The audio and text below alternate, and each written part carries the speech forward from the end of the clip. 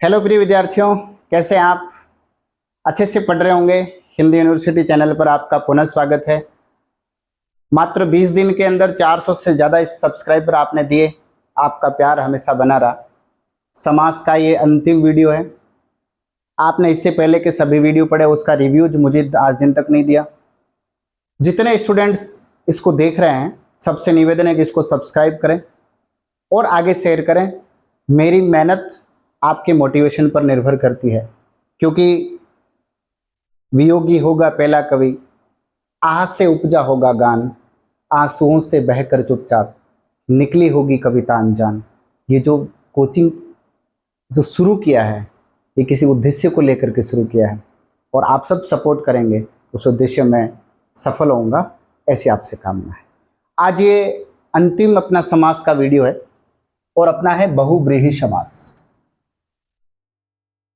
ये ऐसा समास है जिसके प्रश्न अवश्य आते हैं और हम कहीं न कहीं उसमें कंफ्यूज हो जाते हैं। कंफ्यूज होने की आवश्यकता नहीं, बहुत सरल रूप से अपन समझेंगे। बहु यानी ज्यादा, व्रीहि यानी चावल, बहुत ज्यादा इकट्ठे किए हुए चावल, उसका अर्थ होता है बहुव्रीहि। बहुव्रीहि समास के अंदर दोनों पद होते हैं और दोनों पद का वेटेज बराबर है, दोनों समान है, न एक अधिक है न एक कम है। एक विषय यह ध्यान रखना है, दोनों समान होने के कारण उसका तीसरा पद प्रधान हो जाता है। जब दोनों घर में लड़ते हैं ना, तो तीसरा हाथ काट देता है ना, हाथ निकाल देता है। तो वैसे ही है कि इसमें तीसरा पद प्रधान होता है। कोई बात समझ में नहीं आती कि यार ये क्या हो सकता है, तब लगता है हाँ ये कर सकता है। तो दोनों पद प्रधान नहीं होने पर तीसरा पद प्रधान हो जाता है, जिसका अन्य अर्थ निकलता है, जिसके अंदर अभिव्यंजना शब्द शक्ति का अधिक उपयोग होता है। जिसने पढ़ी है व्यंजना शब्द शक्ति, तो उसका उपयोग होता है। अब इसके जब हम उदाहरण देखेंगे, ये जितने सारे उदाहरण है, मैंने आपको पहले ही कहा कि एग्जाम के अंदर, परीक्षा के अंदर कैसे किस प्रकार से आए हैं, वे सभी उदाहरण। अनाप शनाप, अनाप यानी बिना नापा हुआ, अनाप। शनाप का कोई अर्थ नहीं है, तो फिर आप सीधा अर्थ क्या लगाएंगे? अनाप, बिना नापा हुआ, यानी बिना मेलजोल का। अनाप यानी बिना मेलजोल का, बिना नाप का, बिना तोले हुए। शनाप, अनाप शनाप बोल रहा है, यानी बेशरम आदमी, जिसके अलग अलग अर्थ निकलते हैं, बेशरम कह सकते हैं। न कटा, अब आप कहेंगे इसमें दो पद कहां से? न एक पद है और एक कटना पद है। के तो नाक कटा है, माँ हमारे उधर कहते नाक वड्डो है, और कई बार कहते मैंने इसका 25 बार नाक काट दिया, फिर भी नहीं समझ रहा है। तो नाक काटना मतलब नाक थोड़े काटा जाता है। क्या है? बेशरम आदमी, बेईमान आदमी, बेइज्जत आदमी, जिसकी कोई इज्जत नहीं है। न कटा। सुई मुई, ये तो है ना, ये तो बेचारी सुई मुई है। सुई यानी छूने पर, मुई यानी मुरझा जाना, समाप्त हो जाना। बहुत सरल व्यक्तित्व, बहुत सीधा, बहुत भोला व्यक्ति, आप उसका दूसरा अर्थ यह निकाल सकते हैं। जमघट, जमावड़ा, किसी एक घटना पर या किसी एक स्थान पर या किसी स्थान पर घड़े लेकर के इकट्ठी हुई भीड़, उसको जमघट कहते हैं। यानी जमघट कहते हैं, आपको ध्यान में आएगा पानी भरने का स्थान जहां पर भीड़ जमा है, वो पनघट भी है, लेकिन घट यानी घड़े से संबंध है। भीड़ को क्या कहेंगे? जमघट कहेंगे, और जहां से पानी भर रहे हैं उसको पनघट कहेंगे। वो स्थान जहां पर घड़ों से पानी भरा जाता है, वो पनघट। श्रद्धांजलि,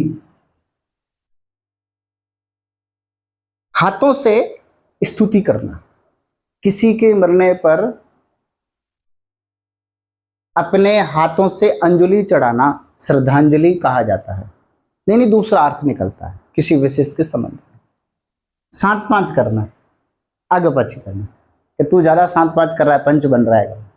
सात पांच करना है, नहीं इधर उधर की करना। सात पांच, सात या पांच या नहीं है, यहां ध्यान रखना है आपको, द्वंद्व समास नहीं है।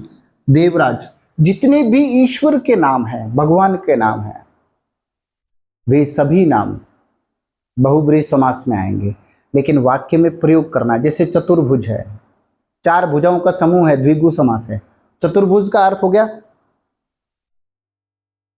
विष्णु भगवान, तो वो समस्या हो जाएगी। तो वाक्य में प्रयोग होता है, उसमें ध्यान। देवराज, देवताओं का राजा यानी इंद्र। वज्रपाणी, जिसके हाथ में वज्र है, यानी कौन? विष्णु। गिरधर, गिरी को धारण करने वाला यानी कृष्ण। पीतांबर, उसने पीतांबर पहने हुए हैं, क्या होगा? तो पीले वस्त्र। अब पीतांबर यहां कर्मधारय है, और पीतांबर वह जो पीले वस्त्र पहनता है, यानी श्री कृष्ण। अनंग, वह जिसके अंग नहीं है, बिना अंग का है, कामदेव, है ना। मनोज, ज का अर्थ होता है उत्पन्न होना, जन्म लेना। मन प्लस उज, इसमें यह मन प्लस उज, ओज नहीं कह सकते, ओज ही कहेंगे। तो क्या हो जाएगा? मन प्लस उजनी, मन प्लस ज, मनोज। किसको कहते हैं? कामदेव को कहते हैं, जो मन से उत्पन्न होता है। वक्रतुंड, ऐसा जिसका तुंड यानी मुंह वक्र यानी टेढ़ा है, यानी श्री गणेश जी, श्री गणेश जी। आशुतोष, वह जो शीघ्रता से प्रसन्न होता है, खुश होता है, यानी शिव जी। शूल पाणी, जिसके हाथ में त्रिशूल है, शूल यानी त्रिशूल को कहा है, यानी शिव जी। अंशुमाली, हे महातिमिर के अंशुमाली, हे युग परिवर्तक चिर महान, हे शक्ति पुंज साहस अमोघ पद वंदन, हे केशव तुमको कोटि कोटि अभिनंदन। अंशु कहते हैं किरण को, माली कहते हैं मालिक को, समूह को, जिन स्थान से किरणों का समूह बनता है, यानी सूर्य।